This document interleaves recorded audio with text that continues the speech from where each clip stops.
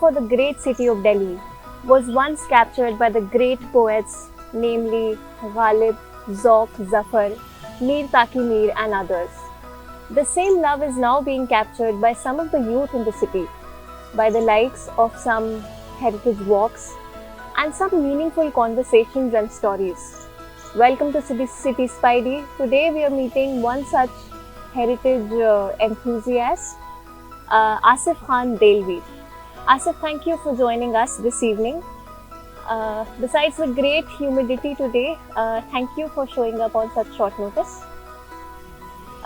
मैं आपसे सबसे पहले पूछना चाहूँगी कि दिल्ली के हेरिटेज से आपका क्या राब्ता है? ये दोस्ती कब शुरू हुई और कैसे? दिल्ली से जो मेरा ताल्लुक है, जो मेरा रिश्ता है, वो बड़ा मुश्किल है समझाना। मतलब अगर मैं उम्र गुजार दूँ तो मैं इस चीज़ को बयां नहीं कर सकता, पर अगर उसको बहुत कम लफ्ज़ों में अगर बयां करने की कोशिश करूँ तो ये कि मेरी जो परवरिश हुई है वो मतलब एक तरह से पैदाइश आप कह लें चिराग दिल्ली दरगाह के पास थी जी। और वहीं मेरी परवरिश हुई है। तो मैं ये कह सकता हूँ कि दिल्ली मेरी बुज़ुर्ग है और आप मुझे शागिर्द समझ सकती हैं। एक बुज़ुर्ग के सामने कोई जैसे बच्चा होता, मैं हर बार एक नया पहलू दिल्ली बुज़ुर्ग से कुछ ना कुछ सीखता हूँ। तो आप कह सकती हैं कि दिल्ली बुज़ुर्ग है और मैं शागिर्द हूँ। ऑलराइट। आसिफ, अपनी हेरिटेज वॉक्स में आप कहानियाँ बहुत सारी सुनाते हैं, तो ये कहानियाँ आपने कब सुनी, किससे सुनी? ये हिस्ट्री तो आपके भी बर्थ के पहले की बहुत पुरानी है। जो कहानियाँ मतलब मेरी बर्थ से पुरानी नहीं, कहानियाँ तो तब से शुरू हैं जब बाबा आदम और अम्मा हव्वा को ज़मीन पर उतारा गया। राइट। तो ज़मीन पर इश्क की शुरुआत हुई और जब इश्क की शुरुआत होती है तो कहानियाँ उनका बड़ा एक अभिन्न अंग होती हैं और ये कहानियाँ ही हैं जो इंसान की आखिरी उम्मीद है दुनिया में।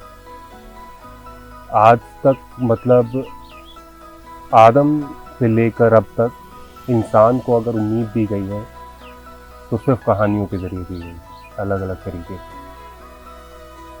तो ये कहानियाँ मेरे पास कहाँ से आई और मैंने कहाँ पढ़ी? कुछ तो मैंने अपने घरों में सुनी, अपने बुज़ुर्गों से, और मैंने किताबें पढ़ी, पर सबसे ज़्यादा जो कहानियाँ मैंने जो जी हैं या आप कह लें कि जो उसको हासिल किया है या एक तोहफे के तौर पर ज़माने ने मुझे दिया है, वो सफ़र में रहकर ट्रैवल करके, बहुत ट्रैवल करके, ज़ाहिरी तौर पर भी और बातिनी तौर पर भी। तो ट्रैवल में आपने ये कहानियाँ सुनी लोगों से? हाँ, जब आप सफ़र में रहते हैं तो लोगों से मिलते हैं, बैठते हैं उनके पास, उनके अलग-अलग उनके तजुर्बे सुनते हैं, उनकी कहानियाँ सुनते हैं, और जब घर लौट कर आता है मुसाफिर तो अपने साथ एक गठरी ले आता है जिसमें कहानियाँ होती, खुद के तजुर्बे होते हैं। राइट। आसिफ, एक अच्छी हेरिटेज वॉक के क्या एस्पेक्ट्स हैं आपके अकॉर्डिंग?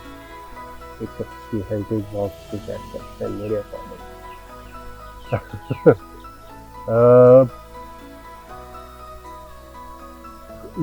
जो मुसाफिर, क्योंकि जो हेरिटेज वॉक्स वगैरह में आते हैं मैं उन्हें मुसाफिर बोलता हूँ। राइट। तो जो मुसाफिर आए हैं, बताने वाला कोई भी हो, कैसा भी हो, और बताई गई बात कैसी भी हो, जो मुसाफिर है उसको अपने अंदर के सवालों के जवाब अगर मिल रहे हैं तो बेस्ट है हर लिहाज से। बिल्कुल।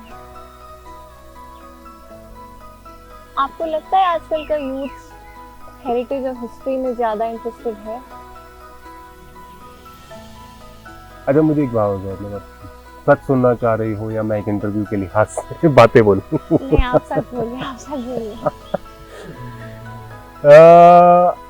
आजकल का यूथ, हम सभी उसी जनरेशन में हैं अल्हम्दुलिल्लाह। जी। तो मेरा तजुर्बा ये कहता है कि जब मैंने ये हेरिटेज वॉक कह लें या कहानियाँ सुनाना कह लें, ये मैंने 2011 में शुरू किया। तब से लेके अब तक बहुत कुछ बदल गया है। मुझे लगता है कि आजकल का जो यूथ है, हाँ, वो कहानियों में बहुत दिलचस्पी ले रहा है, हेरिटेज में भी बहुत ज़्यादा दिलचस्पी ले रहा है, पर कहीं ना कहीं एक गलत मैसेज भी जा रहा है उस चीज़ में। जैसे आज हेरिटेज वॉक या फिर कहानियाँ सुनाना एक बहुत आसान जरिया है मशहूर होने का, ठीक है।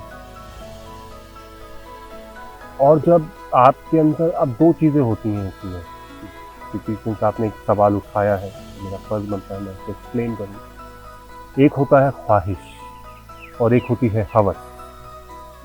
तो आज यूथ में जो हम बात भी कर रहे थे, पॉपुलैरिटी वाली, ये बहुत बड़ा बोझ है दोस्त, बहुत बड़ा बोझ है इसे ढोना। मतलब ये है कि अगर आप ये लगा लें कि अगर आप 7 रेगिस्तान के बादशाह हैं, तो उससे भी भारी बोझ है ये कि अगर आपको अल्लाह ने फैज़ दिया है, पैसे नवाजा है, तो आप उसको किस तरीके से बरत रहे हैं।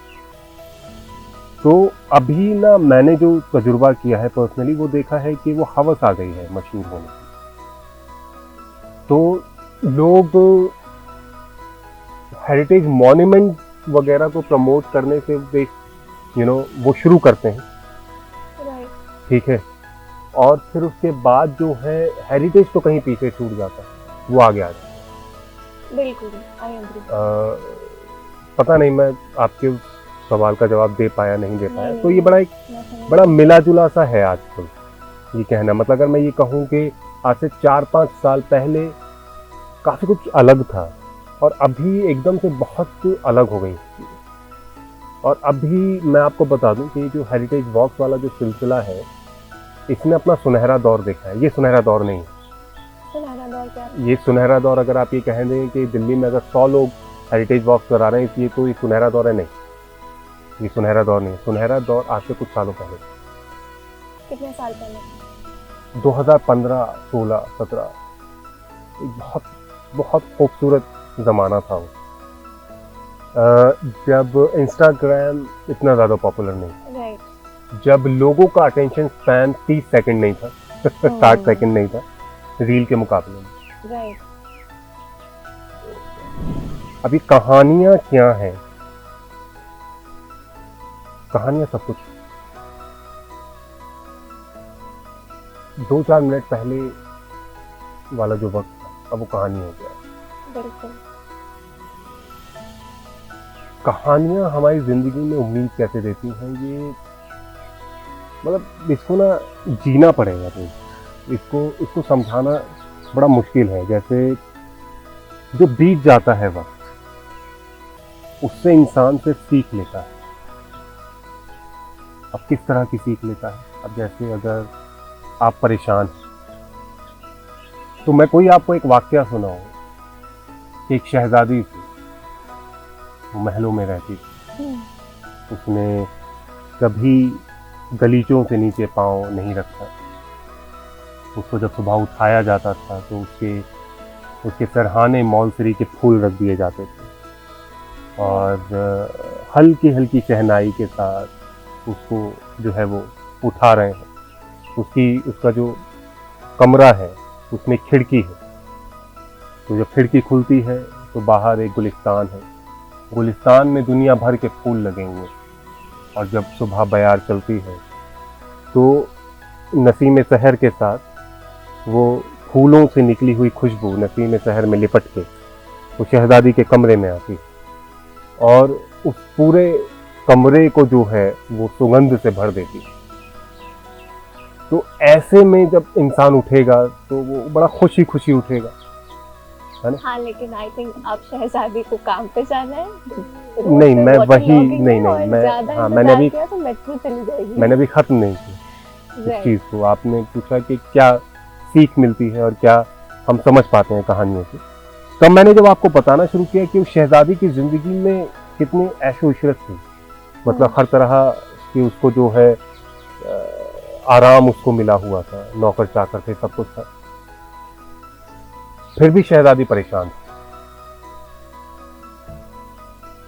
Right. ठीक है, अब क्यों परेशान थी वो उसके अपने निजी बातें हैं। हो सकता है कि उसे किसी सिपाही से प्यार हो गया, अब वो क्योंकि शहजादी है तो सिपाही से मिल नहीं सकती। ठीक है, तो यहां मैं कहानी के जरिए मैं ये बता सकता हूं कि आज आप बेशक आप शहजादी नहीं हैं, वो शहजादी, ठीक, तो उसकी जिंदगी में भी परेशानी Right. और आपकी जिंदगी में भी परेशानी। बेस्ट क्या हो सकता है कि वक्त गुजर जाएगा, उसकी जिंदगी में भी वक्त गुजर गया और आपकी जिंदगी में भी ये वक्त रुकेगा नहीं, ये गुजर जाएगा। दूसरा ये कि किसी को सुकून देने के लिए, लाइक किसी शिकस्ता हाल इंसान को सुकून देना, मुझे लगता है आज के दौर में सबसे बड़ी इबादत है। जैसे हज़रत निज़ामुद्दीन औलिया से पूछा गया कि खुदा तक पहुंचने के कितने रास्ते हैं, तो उन्होंने बताया कि बहुत, मतलब इतने हैं कि जिस्म के अंदर जितनी नसें हैं, जिनसे ये जिस्म गठा हुआ है, उससे ज़्यादा रास्ते हैं अल्लाह तक पहुंचने के। पर अल्लाह को जो सबसे ज़्यादा पसंद और जो मुझे पसंद और जो सबसे छोटा रास्ता है वो ये है कि किसी शिकस्ता हाल, किसी टूटे हुए इंसान के दिल से होकर गुजरना। तो अगर कोई शिकस्ता हाल है, कोई टूटा हाल दिल है, आज के दौर में हम इसे कहते हैं अंग्रेजी में डिप्रेशन वाला एक फेज होता है लोगों की जिंदगी में, तो लोगों को कहानियां सुनाई जाए। उम्मीद क्या देनी है, बस उसका वो वक्त काटना है, Right. है ना? वो वक्त गुजर जाएगा तो वो इंसान अपने आप ठीक हो जाएगा। उम्मीद क्या होती है, बस यही। तो उस वक्त को गुजारने के लिए आप कुछ भी करते हैं। आप उस शख्स को सिनेमा ले जाते हैं, आप उसको नावल ला कर देते हैं, आप उसको शॉपिंग पर ले जाते हैं। उसी तरीके से कहानियां सुनाई जाती थी पहले। मकसद ये नहीं होता था हर बार कि इस टूटे शिकस्ता हाल दिल को जो है वो राहत पहुंचानी है, बस कुछ सुनने वाले होते थे, कोई सुनाने वाला होता था, और एक लंबी सी दास्तान में हर कोई अपने लिए एक छोटा छोटा टुकड़ा लेकर अपने घर चला जाता था। आखिरी सवाल मैं आपसे काफी फैक्चुअल पूछना चाहती हूँ कि इंडिया में काफी सिटीज हैं जो यूनेस्को डिक्लेयर्ड हेरिटेज सिटीज हैं, but Delhi is not one of them. Do you think it should be declared as one? मतलब आप ये लगा लें कि जयपुर शहर है, दिल्ली से कई गुना पुराना,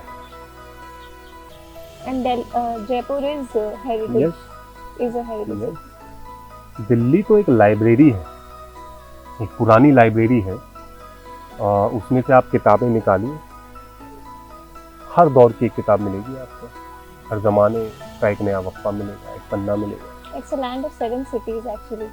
मोर देन 16। More than 16? ये कहा जाता है 7 शहरों का शहर है, पर 16 से ज्यादा है। कुछ काम happened to become your destiny?